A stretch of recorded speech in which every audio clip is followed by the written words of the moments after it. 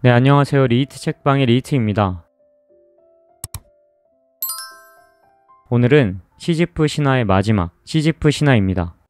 신들은 시지프에게 커다란 바위를 산 정상까지 끊임없이 굴려야 하는 형벌을 내렸습니다. 그리고 까미는 무용하고 희망 없는 노동보다 끔찍한 형벌은 없다고 본 신들의 생각은 옳았다고 말하죠. 그러나 시지프가 이런 형벌을 받은 원인에 관해서는 의견이 분분합니다. 첫 번째 이유로 시지프는 신들을 대함에 있어 경솔했습니다. 제우스가 아소포스의 딸 아이기나를 납치했을 때 강의 신이었던 아소포스는 자신의 딸을 찾기 위해서 시지프에게 사정합니다. 시지프는 제우스가 아이기나를 납치했다는 것을 알고 있었기 때문에 코린토스의 물을 대준다면 딸에 대한 이야기를 해준다고 말했죠. 자신의 이익을 위해 신의 비밀을 누설한 이런 행동을 통해서 시지프는 지옥에 떨어지는 벌을 받았다고 전해집니다. 또 시지프는 죽음의 신 타나토스를 쇠사슬로 묶어 놓았던 적도 있었습니다. 하데스는 죽음이 사라진 지옥을 보면서 참을 수 없었고 전쟁의 신을 급파해서 타나토스를 시지프로부터 해방시켰죠. 두 번째 이유는 시지프가 죽을 때가 가까워졌을 때 아내의 사랑을 시험하고자 자신의 시신을 매장하지 말고 광장 한복판에 내다 버리라고 명령했습니다. 아내는 시지프의 말대로 시행했고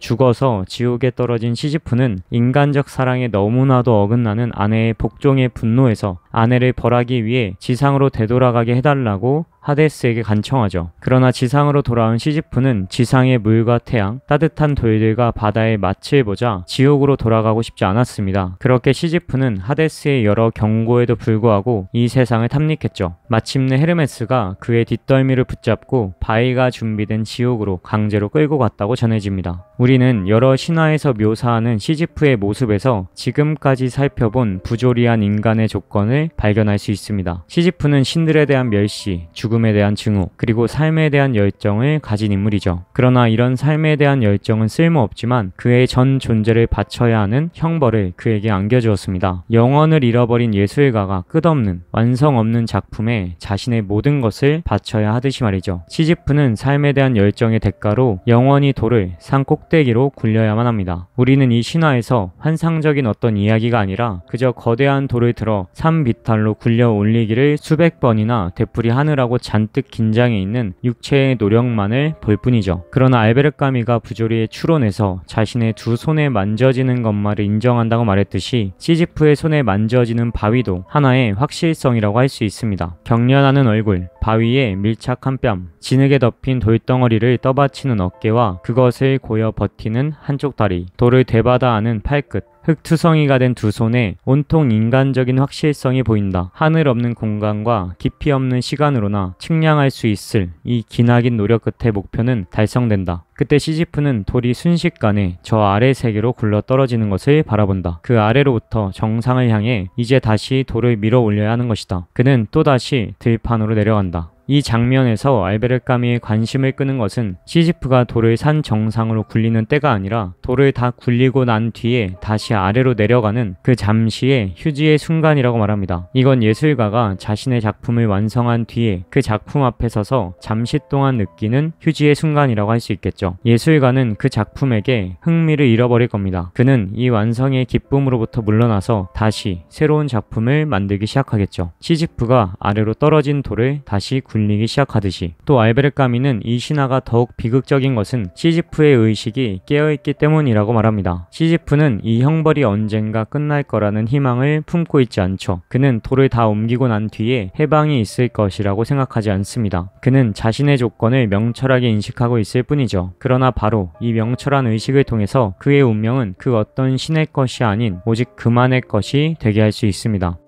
알베르 까미는 시지프가 어느 날에는 자신의 운명에 고통스러워하면서 산을 내려올 수도 있겠지만 그는 또한 기쁨 속에서 내려올 수 있다고 말합니다. 물론 떨어진 바위를 향해 산을 내려가는 도중에 대지의 영상이 너무나도 생생할 때, 행복의 부름이 너무나도 강렬할 때 시지프의 마음속에 슬픔이 느껴질 수도 있겠죠. 바로 이건 바위의 승리요, 바위 그 자체라고 할 수 있습니다. 이건 분열된 세상 앞에서 철학자들이 느끼는 절망과도 같은 것이죠. 그러나 알베르 까미는 우리를 짓누르는 진리들도 인식됨으로써 사멸한다고 말합니다. 다시 말해서 시지프에게 확실한 것은 이전에 그가 경험한 대지의 영상이 아니라 지금 자신의 손으로 밀고 있는 돌뿐이라는 거죠. 시지프가 자신의 조건을 뚜렷하게 인식하고 있듯이 소포클레스의 또 다른 비극인 오이디푸스의 이야기도 그가 자신의 운명을 알게 되는 순간부터 비극이 시작됩니다. 그리고 자신의 두 눈을 스스로 못쓰게 만들어버리죠. 이렇게 끔찍한 운명을 겪은 오이디푸스는 말년에 자신의 딸 안티고네의 인도를 받으며 이렇게 말합니다. 그 많은 시련에도 불구하고 나의 노령과 나의 영혼의 위대함은 나로 하여금 모든 것이 좋다고 판단하게 만든다. 이는 키릴로프가 죽기 전에 모든 것이 좋다고 말한 것과 같습니다. 자신의 운명을 송두리째 긍정하는 거죠. 이렇게 소포클레스의 오이디푸스는 도스토예프스키의 키릴로프와 마찬가지로 부조리의 승리에 대한 경구를 제공합니다. 바로 시지프의 기쁨은 이런 종류의 것이죠. 그의 운명은 그의 것이라는, 즉 바위는 그 누구의 것도 아닌 시지프 자신의 몫이라는 사실이 그의 기쁨이라는 겁니다. 바로 여기에서 우리는 니체의 운명애를 생각해 볼 수 있습니다. 니체의 짜라투스트라는 이렇게 말했다에서는 주사위에 관한 이야기가 여러 번 나옵니다. 니체는 하늘을 신들이 주사위 놀이하는 장소라고 말하죠. 이 책에서 주사위가 상징하는 건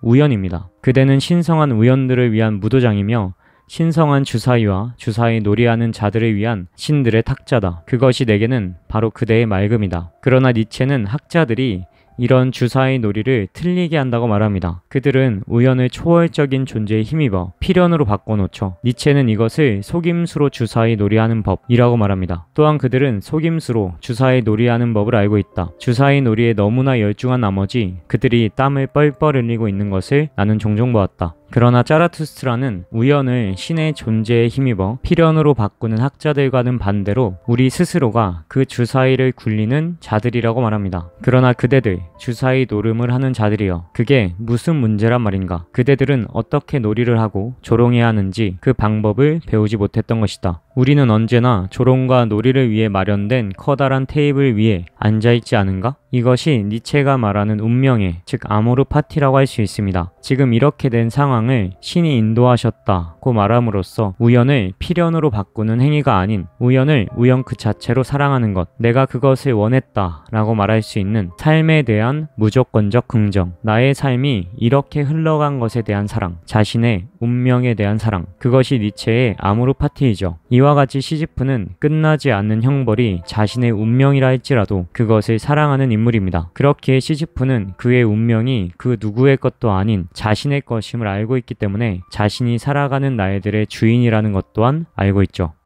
이제 알베르 까미는 시지프를 산 아래에 남겨둡니다. 우리는 그의 바위의 무게를 알고 있죠. 그 바위의 무게는 초월적 존재, 즉 신으로 비약하고 싶은 충동을 의미할 겁니다. 그러나 시지프는 우리에게 신들을 부정하며 바위를 들어올리는 성실성을 가르치죠. 알베르 까미는 이 책을 이렇게 마무리합니다. 이제부터는 주인이 따로 없는 이 우주가 그에게는 불모의 것으로도 하찮은 것으로도 보이지 않는다. 이 돌의 입자 하나하나, 어둠 가득한 이 산의 광물적 광채 하나하나가 그것 자체만으로 하나의 세계를 형성한다. 산 꼭대기를 향한 투쟁 그 자체가 한 인간의 마음을 가득 채우기에 충분하다. 행복한 시지프를 마음에 그려보지 않으면 안 된다.